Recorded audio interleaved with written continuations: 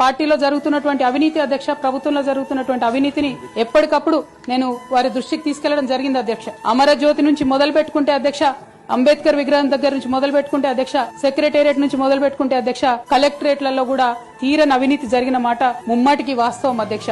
దీనికి పెద్ద ఉదాహరణలు సిద్దిపేట సిరిసిల్లలో కట్టినటువంటి కలెక్టరేట్లు 2 వచ్చినటువంటి మొదటి వర్షానికే 2 కూడా మునిగిపోయినాయి అధ్యక్ష. ఆ విజువల్స్ అందరం కూడా మనం చూడడం జరిగింది.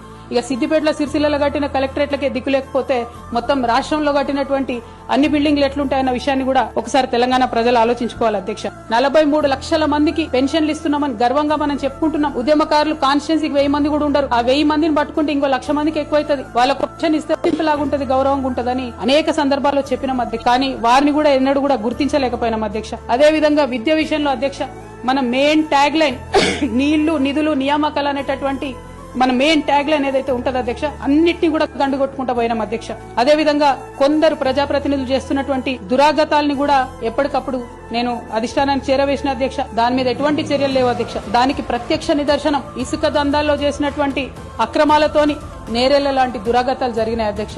దళిత బిడ్డల మధ్యలో అనవసరంగా బలైపోయినారు అధ్యక్ష.